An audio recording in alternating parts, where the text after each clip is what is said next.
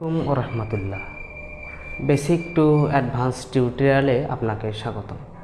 আজকে আমরা আলোচনা করব নবম দশম শ্রেণীর সাধারণ গণিতের বাস্তব সম্পর্কে আলোচনা নিয়ে।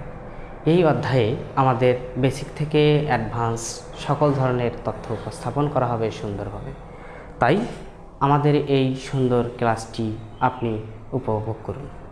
এই আপনার পিছনে বোর্ডে দেখতে পাচ্ছেন আমাদের লেখা আছে বাস্তব সংখ্যা, ইংরেজিতে যাকে বলা হয় রিয়েল নাম্বার। আমরা আজকে আলোচনা করব বাস্তব সংখ্যা নিয়ে।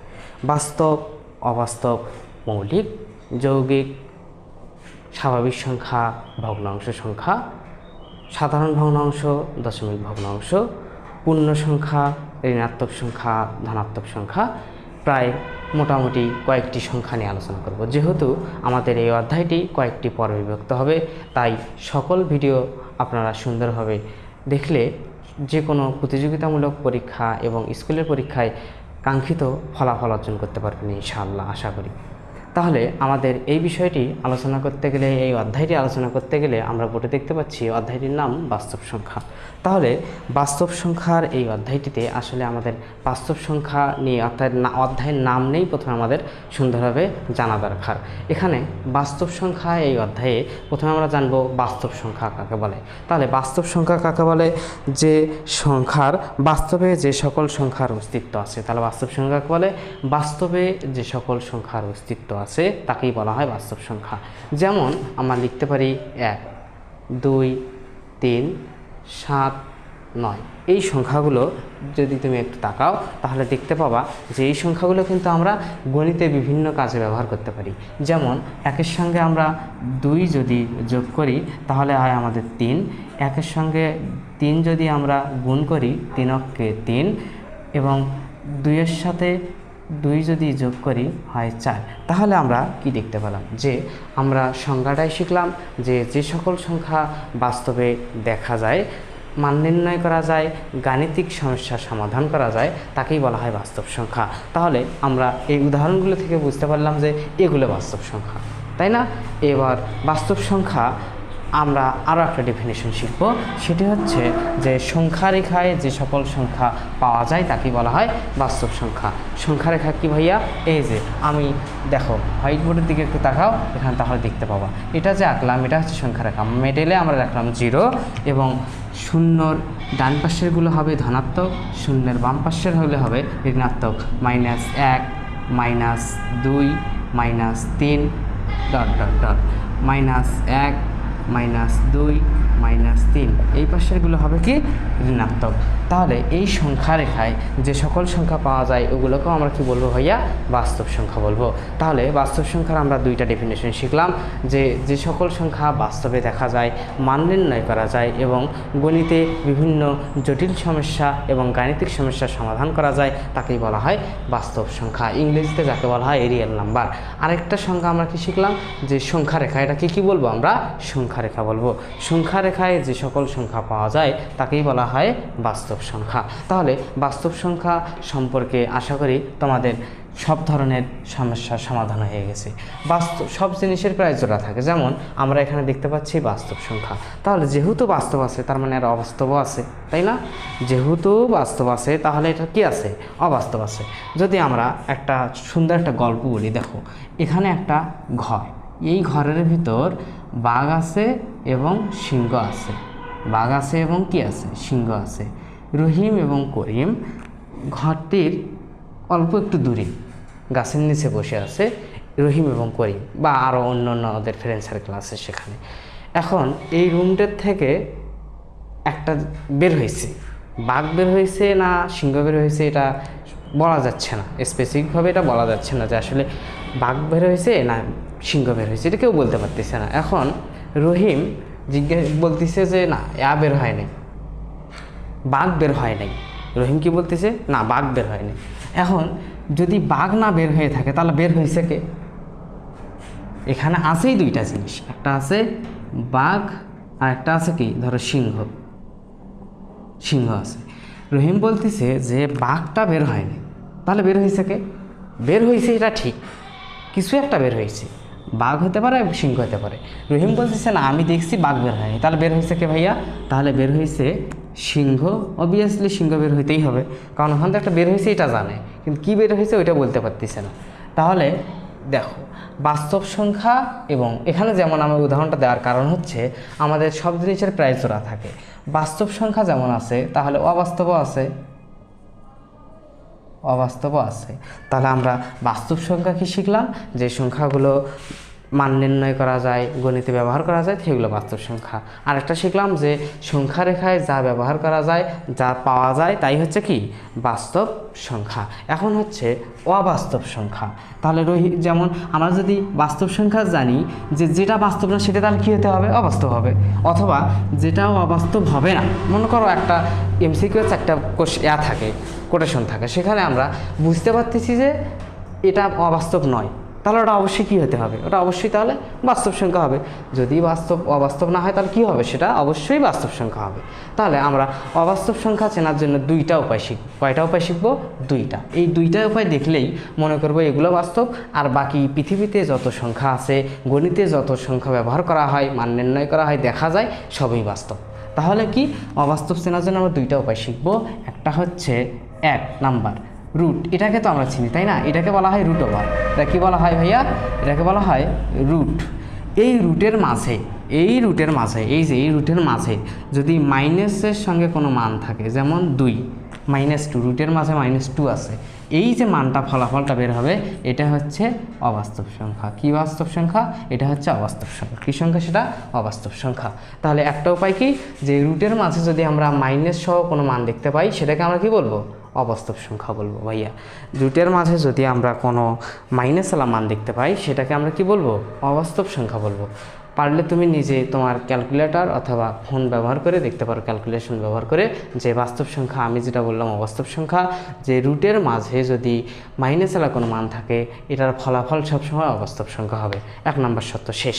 2 নাম্বার যদি আমরা দেখতে চাই, 2 নাম্বারটা কী হবে, যে 0 যদি আমরা কোনো সংখ্যা ভাগ করি, কী ভাই আমরা বাস্তব সংখ্যা কি দেখলাম, যে অবাস্তব সংখ্যা, যে কোনো সংখ্যাকে যদি আমরা এবার 0 দ্বারা ভাগ করি, যেমন 5কে আমরা 0 দ্বারা ভাগ করলে যে মানটা বের হবে সেটা অবশ্যই কী হবে, সেটা অবশ্যই হবে অবাস্তব সংখ্যা। আমরা কি শিখলাম, যে কোনো সংখ্যার অর্থাৎ রুট ওভারের মাঝে যদি কখনো মাইনাস যুক্ত মান থাকে সেটাকে আমরা বলবো অবাস্তব সংখ্যা। আবার কোনো সংখ্যাকে যদি আমরা 0 দ্বারা ভাগ করি, 0 দ্বারা ভাগ করি, সেই সংখ্যাটাকে আমরা কি বলবো, অবাস্তব সংখ্যা। এই দুইটা কন্ডিশন যদি থাকে ওগুলোই বাস্তব, আর এই দুইটা কন্ডিশন যদি না থাকে তাহলে সেটা অবশ্যই কি হবে, বাস্তব সংখ্যা হবে। আশা করি তুমি বাঘ এবং সিংহের গল্পটার মাধ্যমে সুন্দরভাবে বাস্তব এবং অবাস্তব সংখ্যার পূর্ণাঙ্গ একটি ধারণা পেয়েছো। বাস্তব সংখ্যা আমাদের শেষ, বাস্তব শিখলাম, অবাস্তব শিখলাম। যেহেতু এই অধ্যায়টিতে আমরা বেসিক থেকে অ্যাডভান্স সব আলোচনা করব, তারপর আমাদের যে বিষয়টি আছে বাস্তব সংখ্যা শিখলাম। সংখ্যার স্পেসিফিকভাবে আমরা কীভাবে তৈরি করি, সংখ্যা তৈরি করতে হলে আমাদের কিছু প্রতীক বা চিহ্ন ব্যবহার করতে হয়। সংখ্যা ব্যবহার লিখতে গেলে আমাদের কী করতে হয়, কিছু সুন্দর সুন্দর চিহ্ন বা প্রতীক ব্যবহার করা হয়, ওগুলোকে বলা হয় কি, অঙ্ক বলা হয়। এগুলোকে কি বলা হয়, অঙ্ক বলা হয়। তাহলে অঙ্ক আমরা লিখব, অঙ্ক। সংখ্যা লেখার জন্য যে সকল প্রতীক বা চিহ্ন ব্যবহার করা হয় তাকেই বলা হয় অঙ্ক। গণিতে মোট 10টি অঙ্ক আছে, 0, 1, 2, 3, 4, 5, 6, 7, 8, 9। এই যে মোট আমরা দেখতে পাচ্ছি 0 থেকে 9 পর্যন্ত মোট ডিজিট, এগুলোকেই বলা হয়, কি বলা হয় ভাইয়া, এগুলোকেই বলা হয় অঙ্ক।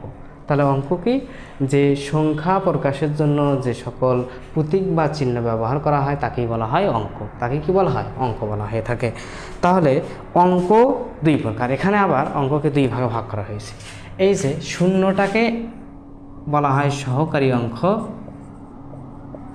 সহকারী অঙ্ক, এবং 1 থেকে 9 পর্যন্ত এগুলোকে বলা হয় সার্থক অঙ্ক। সার্থক বলতে বোঝায় যেটার নির্দিষ্ট মান আছে, নিজস্ব মান আছে। যেমন 1 যদি আমরা লিখি, 1-এর কিন্তু নির্দিষ্ট মান আছে, তাই না? যদি আমরা 9 লিখি, এটার কিন্তু নির্দিষ্ট মান আছে, মান আছে না ভাইয়া? যেগুলোর মান আছে নিজস্ব তাদেরকে আমরা বলবো সার্থক অঙ্ক, এবং যে তার মান নাই নিজস্ব সেটাকে আমরা বলবো কি, সহকারী অঙ্ক বা নিরর্থক অঙ্ক। যদি আমরা শূন্য এতটুকু লিখি, এখন আমি বলতে পারি ভাইয়া এখানে ছোটো করে লিখছেন দেখে শূন্যটার নাম নাই, দাম নাই বা মূল্য নেই, আপনি আর একটু বড় করে লেখেন তাহলে শূন্যটার দাম হবে। আমি আচ্ছা তুমি বললা যখন এতটুকু লিখলাম, এখন কি শূন্যটার নাম আছে? কোনো স্পেসিফিকভাবে নিজস্ব কোনো মান আছে কি? না, আমরা শূন্যর কিন্তু কোনো দাম নাই। এই শূন্যটা যদি আরও একটু বড় করে লিখি আমরা, তাহলে কি শূন্যটার দাম আছে? না ভাইয়া, শূন্যটার কিন্তু দাম নেই। যার কারণে আমরা এটাকে সহকারী বলি। সহকারী বলতে কি, যেটা সাহায্য করে, অন্য মানকে কী করে, সাহায্য করে। তাহলে আমরা সহজভাবে বলতে পারি সহকারীটার কাজ হচ্ছে সার্থক অঙ্কের পাশে বসে সার্থক অঙ্কটার মান বৃদ্ধি করা। কি বুঝতে পারলাম? যে সহকারী এই শূন্যটার কাজ হচ্ছে যে এই যে 1 থেকে 9 পর্যন্ত যে সার্থক অঙ্কগুলো আছে, এগুলোর পাশে বসে সার্থক অঙ্কগুলোর মান বৃদ্ধি করা। আমরা 9 লিখছি, 9টার মান হচ্ছে 9, কিন্তু 9-এর পাশে যদি আমরা একটা শূন্য লিখি, তাহলে 9-এর মান কি 9 থাকে ভাইয়া? না, 9-এর মান তখন হয়ে যাচ্ছে 9 থেকে 90, 9-এর 10 গুণ। বুঝতে পারো নাই? তাহলে প্রায় 10 গুণ বৃদ্ধি করে এই সহকারী অঙ্কটা। তাহলে আমরা কি দেখতে পেলাম, যে সহকারী অঙ্কটা সার্থক অঙ্কগুলোর পাশে বসে সার্থক অঙ্কগুলোর মান প্রায় 10 গুণ বৃদ্ধি করে দেয়। তাহলে সুন্দরভাবে আমরা বুঝতে পারছি। তাহলে এখান থেকে আমরা 2টা জিনিস শিখলাম, যে অঙ্ক সংখ্যা গঠনের জন্য যে সকল প্রতীক বা চিহ্ন ব্যবহার করা হয় সেগুলোকে আমরা বলতে পারি অঙ্ক। অঙ্ক 2 প্রকার, একটি সার্থক অঙ্ক আর একটি সহকারী অঙ্ক বা নিরর্থক অঙ্ক। শূন্যটাকে আমরা বলবো সহকারী অঙ্ক এবং 1 থেকে 9 পর্যন্ত এদেরকে বলবো আমরা সার্থক অঙ্ক। যে অঙ্কগুলোর নির্ধারিত মান আছে, নিজস্ব মান আছে, তাদের বলা হয় সার্থক, আর যে সাহায্য করে সার্থক অঙ্ককে তাকে বলা হয় সহকারী অঙ্ক। এখন দেখো 11 আমরা যে লিখলাম, এটাকে আমরা কি বলবো, অঙ্ক বলবো না সংখ্যা বলবো? অঙ্কর হবেই শুধুমাত্র 0 থেকে 9 পর্যন্ত, এর বাইরে কোনো অঙ্ক হতে পারে না। এটাকে আমরা 11টাকে আমরা কি বলতে পারি? 11টাকে বলতে পারি সংখ্যা। কত অঙ্ক বিশিষ্ট সংখ্যা ভাইয়া? 2 অঙ্ক বিশিষ্ট একটা সংখ্যা। 11 এই সংখ্যাটিতে 1 একটি অঙ্ক আছে, 2 একটি অঙ্ক, 1 একটি অঙ্ক আছে, 2টা এক অঙ্ক আছে, 2টাই সার্থক। যদি আমরা 102 লিখি, তাহলে বলো তো এটাকে কি বলবো আমরা? এটা কি আমরা অঙ্ক বলতে পারি? না, এটাকে আমরা কখনোই অঙ্ক বলতে পারবো না। কারণ অঙ্ক হচ্ছে 0 থেকে 9 পর্যন্ত, এখানে আছে 0, 102, এটাকে আমরা বলবো সংখ্যা। এটাকে আমরা 3 অঙ্ক বিশিষ্ট একটা সংখ্যা বলতে পারি, যেখানে 1 একটা সার্থক, 2 একটা সার্থক অঙ্ক এবং 0 একটা সহকারী অঙ্ক ব্যবহার করা হয়েছে। তাহলে 102 এটাকে আমরা কি বলতে পারি? যে একটা 3 অঙ্ক বিশিষ্ট একটা সংখ্যা বলতে পারি। এরপরে আমাদের যে বিষয়টা আসে, তাহলে আমরা কি শিখলাম? বাস্তব সংখ্যা শিখলাম, অবাস্তব সংখ্যা শিখলাম, অঙ্ক শিখলাম এবং সংখ্যা কিভাবে গঠন করা হয় সেটা শিখলাম, সার্থক অঙ্ক, সহকারী অঙ্ক শিখলাম। এবার আমরা যে গুরুত্বপূর্ণ একটা বিষয় নিয়ে আলোচনা করব, যা হয়তো আপনারা কখনোই এত সুন্দরভাবে দেখেননি। আমরা একটা চিত্রের মাধ্যমেই সংখ্যার প্রায় 95% আমরা শিখে ফেলবো ইনশাআল্লাহ। বাস্তব সংখ্যাকে 2টা ভাগে ভাগ করা হয়। বাস্তব সংখ্যাকে কয় ভাগে ভাগ করা হয়? বাস্তব সংখ্যাকে 2 ভাগে ভাগ করা হয়, একটা মূলদ সংখ্যা, অমূলদ সংখ্যা, যেগুলো আমরা পরবর্তী টিউটোরিয়ালে আমরা সুন্দরভাবে উপস্থাপন করব। এখন আমরা শিখব স্বাভাবিক সংখ্যা, পূর্ণ সংখ্যা, বাস্তব সংখ্যা, অবাস্তব সংখ্যা, ধনাত্মক সংখ্যা, ঋণাত্মক সংখ্যা। এগুলো একটা চিত্রের মাধ্যমে আমরা উপস্থাপন করব, যেটা আমরা যে কোনো একটা জিনিস কিন্তু চিত্র যতটা মনে রাখতে পারি, আমরা পড়ে কিন্তু অতটা মনে রাখতে পারি না।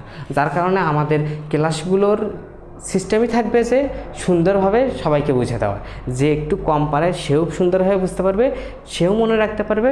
সেই টেকনিকগুলি আমরা সবসময় ফলো করে থাকবো এই চ্যানেলের মাধ্যমে, যার কারণে আপনারা সুন্দরভাবে আপনাদের কাঙ্ক্ষিত ফলাফলটা পেয়ে যাবেন। তাহলে আমরা আমাদের কাজ দেখাই, যে আমরা একটা প্রথমে এটাকে সংখ্যা রেখা বলা হয়। এই সংখ্যা রেখার মাঝে আমরা লিখব 0, এই পাশেরগুলোকে আমরা ধনাত্মক মান বলি, এই পাশেরগুলোকে আমরা কি বলি ভাইয়া? ঋণাত্মক মান বলি। ধনাত্মক মান প্লাস চিহ্ন দেওয়া হয়, +1, +2, +3, এই পাশে যাতেই থাকবে। আবার এই পাশেগুলোকে হয় যে -1, আবার হচ্ছে -2, -3, এভাবে যেতেই থাকবে। তাহলে এই চিত্রটা এতটুকুর ভিতরে আমরা প্রায় 5 থেকে 6টা সংখ্যা সুন্দরভাবে দেখব, যেটা আমাদের জীবনে কখনো আর ভুল হবে না। এটা আমাদের কখনো কি হবে না, আর কখনোই ভুল হবে না। এইতে দেখো তো, আমরা প্রথমে শিখব স্বাভাবিক সংখ্যা। স্বাভাবিক সংখ্যা কাকে বলে? 0 ব্যতীত, মানে 0 নয়, 0 ছাড়া। শূন্য ব্যতীত শূন্যর পরবর্তী যে সংখ্যাগুলো আছে, শূন্যর পরে যে সংখ্যাগুলো আছে সেগুলোকে বলা হয় স্বাভাবিক সংখ্যা। তাহলে শূন্য কিন্তু না, শূন্যর পরে এই সংখ্যাগুলোকে আমরা কি বলবো? স্বাভাবিক সংখ্যা। স্বাভাবিক সংখ্যা বলতে পারি। স্বাভাবিক সংখ্যা শিখলাম। এবার দেখো তো, এই যেগুলো থেকে প্লাস মান আছে এগুলোকে আমরা আরেকটা কী মান বলতে পারি? এগুলোকে আমরা কি বলতে পারি? ধনাত্মক সংখ্যা বলতে পারি না? এই তো তুমি পারছো। দেখো এগুলোকে আমরা কি বলতে পারি? ধনাত্মক সংখ্যা বলতে পারি, ধনাত্মক সংখ্যাও বলতে পারি। এবার দেখো তো, শূন্যর আগের দিকে যেগুলো মাইনাস আলা মান, -1, -2, -3, এগুলোকে আমরা কি বলতে পারি ভাইয়া? এগুলো কিন্তু আমরা ঋণাত্মক সংখ্যা বলতে পারি। এগুলোকে কি বলা যায়? ঋণাত্মক সংখ্যা বলা যায়। ঋণাত্মক সংখ্যা, এগুলোকে কি বলা যায় ভাইয়া? ঋণাত্মক সংখ্যা বলা যায়। তাহলে আমরা 2-3টা প্রায় শিখলাম। এখন আমরা প্রথমেই যখন ক্লাস শুরু করছিলাম তখন শিখছিলাম বাস্তব সংখ্যা। তাহলে এগুলো সবগুলোকে আমরা বাস্তব সংখ্যা বলতে পারি না? এই তো, হ্যাঁ, আমরা সবগুলোকে কি বলতে পারি ভাইয়া? বাস্তব সংখ্যা, বাস্তব সংখ্যা বলতে পারি। আবার এখন পূর্ণ সংখ্যা। পূর্ণ সংখ্যা কি? শূন্য সহ, কি ভাইয়া? শূন্য সহ সকল ধনাত্মক এবং ঋণাত্মক মানকে পূর্ণ সংখ্যা বলা হয়। শূন্য সহ সকল ধনাত্মক এবং ঋণাত্মক মানকে কি বলা হয়? পূর্ণ সংখ্যা বলা হয়। তাহলে এগুলোকে আমরা সবগুলো কি বলতে পারি? পূর্ণ সংখ্যা বলতে পারি, পূর্ণ সংখ্যা বলতে পারি। থ্যাংক ইউ গাইস, পুরো ক্লাসটা উপভোগ করার জন্য। পরবর্তী টিউটোরিয়াল পেতে আমাদের ক্লাসটি সাবস্ক্রাইব করুন এবং পাশে থাকা বেল আইকনটি প্রেস করে রাখুন। আসসালামু আলাইকুম। পরবর্তী ভিডিওতে দেখার জন্য আমন্ত্রণ জানিয়ে শেষ করছি। সবাই ভালো থাকবেন।